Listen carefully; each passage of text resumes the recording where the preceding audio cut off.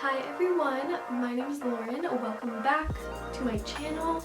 Today I'm going to be doing a Q&A. So I asked everybody on Instagram if they wanted to ask me some questions, and I'm really excited. So most of these questions are school related, about my experience as a nutrition student, or just about living a healthy lifestyle in general. So I'm going to bounce back and forth between school related questions and life-related questions, but let's get into it. I'm really excited to answer these, and thank you so much if you asked me a question. I'm really excited to answer them right now. Okay, so the first question that I'm going to answer is, what made you choose the University of Guelph?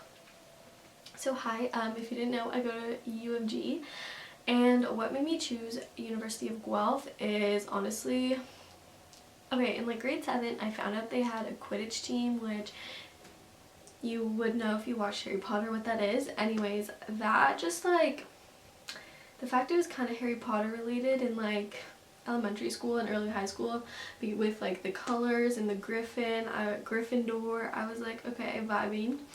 And then I found out that they had the nutrition program, and to become an accredited dietitian, there is only like a select few program or schools in Ontario that you can go to, and Guelph was one of them, and it was my favorite out of the 3, so that is how I chose Guelph. And then when I went to the campus, that just kind of sold it for me, and it just really felt like home, and everyone was so friendly, and I couldn't have picked a better school to go to.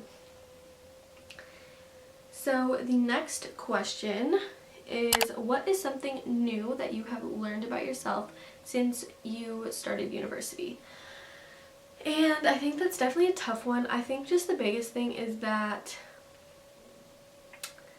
everything happens for a reason, and things will kind of always work out in some weird way.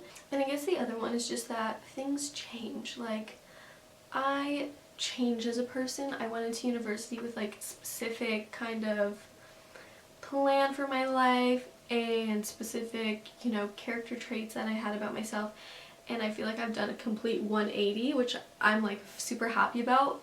But I guess my biggest thing that I learned is how much things can change, and going hand in hand with that everything will work out the way that it is supposed to. Okay, the next question is the hardest class I've taken so far. And I definitely think this would be, if you go to Guelph, the course codes are Chem 1040 and Chem 1050. But basically I had to take general chemistry in first year, which just like was not for me. I really struggled. It was very hard. I feel like the profs did not teach necessarily in the way, in like my learning style. And so that was hard for me. I really felt like I had to teach myself. Like, the profs are really good, but just not for my specific learning of science. So definitely Chem 1040, Chem 1050, general chemistry in first year was not it. Also because if you're a sciencey person, you know what organic chemistry is, and I found that super difficult, especially because in high school I didn't cover it. So when it came to university and having to learn that for the first time, I was like, what the hell is this? That wasn't fun. The next question is, what is your career goal post-university? Right now, my career goal is to be a registered dietitian. I'm not sure exactly what field I would like to work in yet. Probably not clinical. I'm thinking more public health or sports nutrition. I would also definitely like to do something social media on the side, whether that be with my Instagram, Bite and Bloom, or my YouTube. I really want to work on, but that is definitely what I would like to do. I'm also thinking like pregnancy, prenatal, maybe babies, but I guess that'd be more clinical. I don't really know what path I want to specifically take, but definitely want to become a registered dietitian as of right now. Okay, the next question I'm going to answer, which I got twice, is tips on how to wake up early. So I have been getting up at 6 a.m. lately, and that is literally because I have no time in the day to do everything that I need. But I definitely would say my tips are to go to bed early. So kind of like count backwards from whatever time you want to wake up and think about what time you need to go to sleep. So I wake up at 6 and I usually go to bed between 9:30 and 10:30, and that is a good enough rest for me. Another thing is also in the mornings, if you struggle to actually like physically get out of bed, put your phone somewhere that is not like that you can't reach it. So like put your phone on the other side of the room, so when your alarm goes off you have to get up and you can't just snooze it. Also, try not to snooze your alarm, because like I know for me, once I snooze it I just want to stay in bed and I never get up. So definitely try to just get up on that first alarm. I feel like going to bed early is definitely like the biggest tip that I have, to wake up early, because when I don't go to bed I don't wake up early. But if you are going to bed at like 1 a.m. and you want to start going to bed at 6, just kind of start to like ease your way into waking up early. So like try like half an hour, go to bed half an hour earlier every week until you can get to the time that you want to wake up. And also, I know that it's like winter-ish, well, it's not quite winter, but the sun is like rising later, so I would try and open my blinds first thing in the morning, especially if it's already sunny out, because that will also help wake you up. Another question is how I deal with mental health, which I'm not the best at. I'm not the best at coping, and I don't struggle with anxiety or anything like that, but I do get anxious and I do get stressed. So I try to just talk to my loved ones, allow myself to feel my feelings and allow myself to get upset and to cry.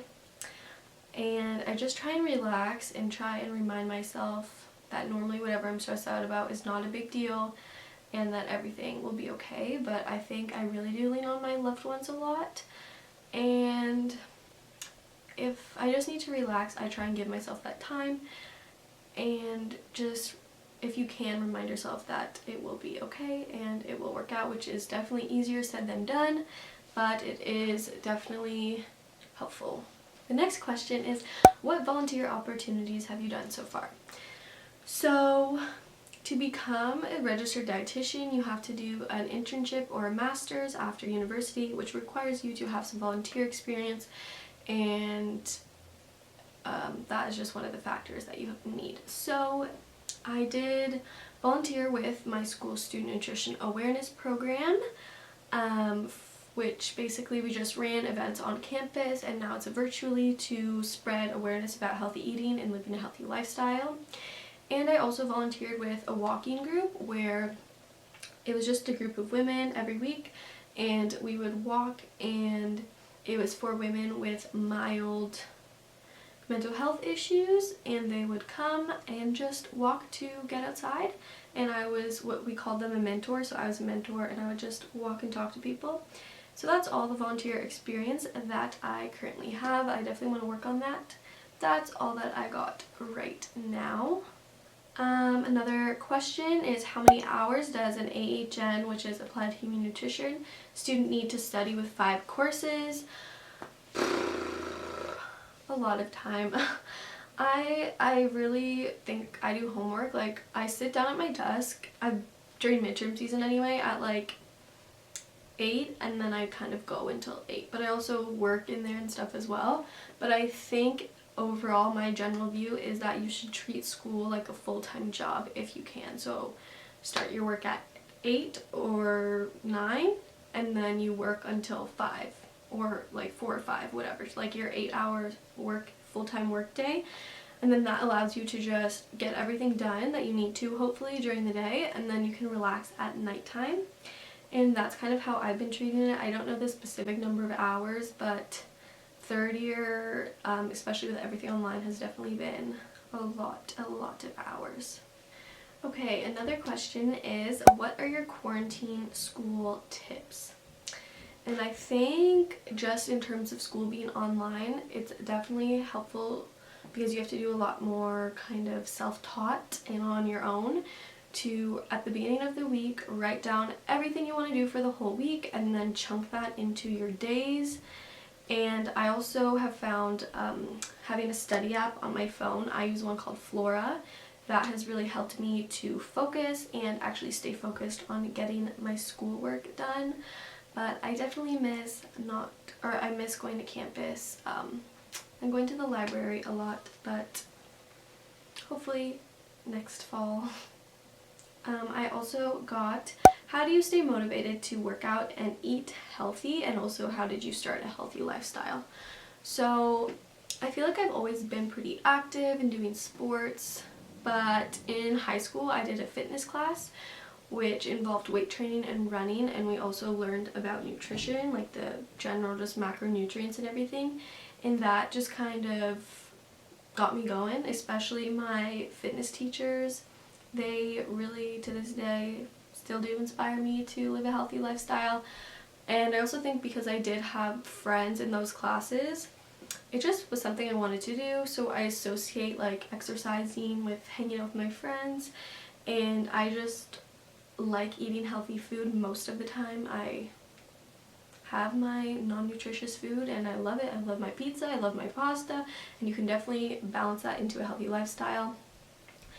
But I definitely go through phases where I don't feel motivated, and I think what keeps me motivated is just realizing that when I don't exercise and I don't always eat nutritious foods, I just physically feel not good. I don't feel as confident. I feel kind of just bleh. So when I do that, it just makes me feel like my best self. I feel more energized, I feel more confident, and I just like to feel those things. And don't get me wrong, I'm not motivated a lot of the time, but it's just something you have to work on, and you have to think about your reasoning for why you want to live a healthy lifestyle. And if it is something that could be fleeting, like just to look a certain way, then your motivation might dwindle. But if it is really to just feel good, feel mental health benefits, etc., then, and you think about why you're doing that every single day, and when you make your choices, that is really helpful to live a healthy lifestyle. Oh, I also got, what is your favorite area to work out? And I love doing abs and I love doing booty, but I hate cardio. That wasn't a question, but I'm not a cardio gal. But just quickly back to the motivation thing. It's okay if you don't feel motivated all the time. It's okay if you don't exercise for a week, a day, a month. It's okay if you eat just carbohydrates for a week, a day, and a month, you know. You just have to find that balance of what fuels your soul and what fuels your body. And then find that balance and combine those things to give you your best life, which I am not an expert and I'm still a work in progress, but I hope that helps and makes you also feel a little bit motivated. But thank you for watching this Q&A. I had so much fun answering these questions. I probably could have talked for triple this time. But let me know if you'd want to do another Q&A, or if you have questions, please leave them below and I will definitely answer them. But thank you so much for watching and have an amazing day wherever you are.